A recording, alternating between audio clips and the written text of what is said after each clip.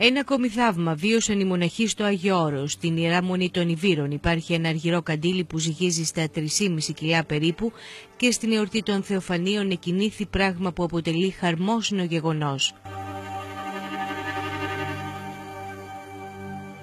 Το καντήλι αυτό, σύμφωνα με τον πρωτεπιστάτη του Αγίου Όρους, Γέροντα Μάξιμο Ιβυρίτη, αναστέλει τον νόμο της βαρύτητας και κινείται κατά των 3 ειδών κινήσεις.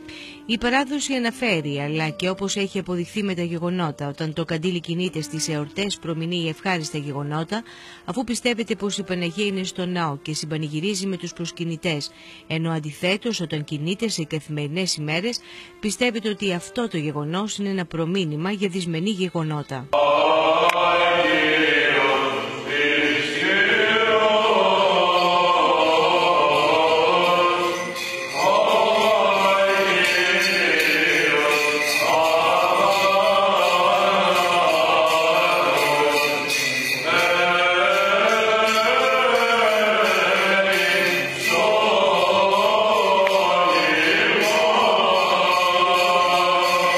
Παρατηρηθεί πάρα πολλές φορές σε μεγάλα γεγονότα, σε σεισμούς, στο Κυπριακό, κινείται για πάρα πολλές ημέρες, μέχρι 40 ημέρες έχει καταγραφεί να κινείται συνεχώς και να αλλάζει πολλές φορές ταυτοχρόνως κινήσεις, δηλαδή να μετατρέπεται από οριζόντιο κίνηση κυκλική και κάθετο. Είναι τόσες σειρές οι κινήσεις πολλές φορές από την είσοδο και μόνο των εισερχόμεθα στο ναό ακούγονται να χτυπούν οι αλυσίδες του καντιλιού.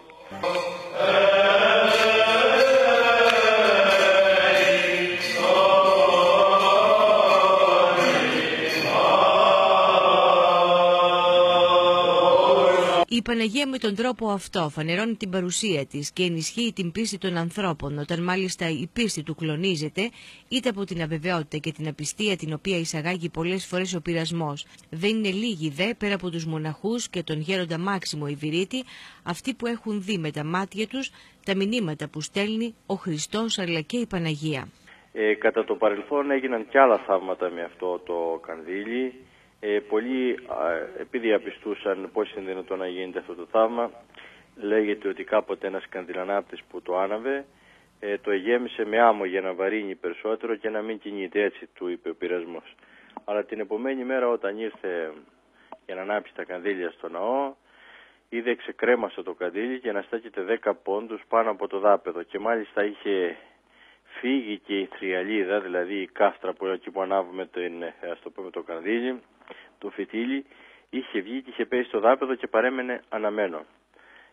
Έτσι ακριβώς αυτό το είχε πολύ αυτό έτσι διασαπιστεί, με αποτέλεσμα να γνωστοποιηθεί και σε όλο τον κόσμο και να γνωρίζετε αυτό το γενόμενο θαύμα, το οποίο είναι από τα λίγα ορατά θαύματα τα οποία συμβαίνουν σήμερα στον Αγιώνυμο τόπο. Στο Όρος συνέβαιναν πάρα πολλά έτσι οφθαλμοφανή θαύματα, όπως του Αγίου Νείλου του Μυροβλήτου που έτρεχε το Μύρο, συνεχεία σαν ποταμός στο ακρότατο της Χερσονήσου, όπως ήταν το Μύρο του Αγίου Θεοφύλου του Μυροβλήτου στην Καψάλα. Είχαμε κι άλλα θαυμαστά έτσι γεγονότα ορατά, γιατί τα θαύματα γίνονται και είναι αναρρύθμιτα και καθημερινώς, τα οποία υπερβαίνουν τη φύση. Αλλά αυτό λοιπόν είναι μία έτσι ένδειξη της Παναγίας, ότι εγώ είμαι αυτή που είμαι εδώ πέρα στον τόπο, εγώ είμαι αρχηγός, εγώ είμαι φρουρός και προστάτης, και πάρα πολλοί άνθρωποι ενισχύονται.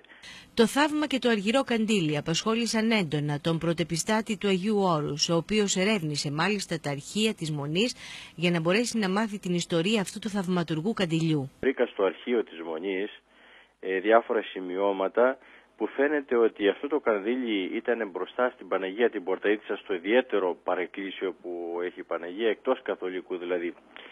Και μετά μάλλον την Επανάσταση του 1821 πρέπει να μετεφέρθη στο κεντρικό ναό και τοποθετήθη ακριβώς πάνω από την ωραία πύλη. Και αναγράφεται λοιπόν ότι πολλάκισε κινείτο κυρίως κατά τα εορτάς, τα Χριστούγεννα του Αγίου Νικολάου, το 15 Αύγουστο, αλλά κάθε χρόνο στα εγκόμια του Πάσχα, την ώρα που ψάλλουμε τα εγκόμια, αλλά και σε άλλες πανηγύρεις, όπως και φέτος εκκινήθηκε, από ό,τι πληροφορήθηκα, γιατί εγώ βρίσκομαι σαν πρωτεπιστάτης τώρα εδώ στις Καριές, εκκινήθηκε και κατά την εορτή των Θεοφανίων. Αυτό είναι ένα χαρμόσυνο γεγονός. Όπως είπαμε, διότι όταν κινείται σε επισήμους ημέρας δεσποτικά, θεομετρικά εορτάς, πιστεύετε ότι η Παναγία είναι στο ναό και συμπανηγυρίζει με τους προσκυνητάς. Έτσι, πριν από λίγες μέρες και συγκεκριμένα στην εορτή των Θεοφανίων, στη Μονή των Ιβύρων, οι επισκέπτες προσκυνητές βίωσαν με μοναδικό τρόπο τα Άγια Θεοφάνεια.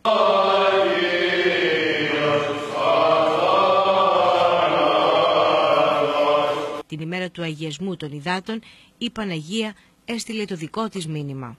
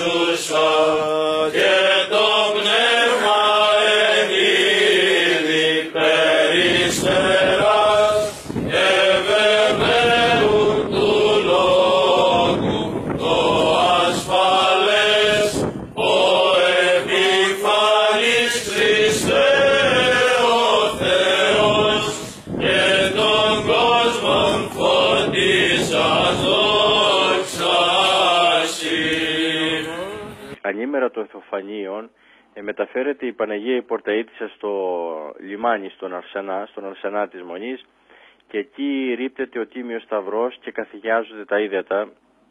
Αυτό γίνεται εις ανάμνηση της διαφθαλάσσης ελεύσεως της Παναγίας. Η Παναγία ήρθε στη Μονή των Ιβύρων ημέρα Τρίτη του Πάσχα το 1004.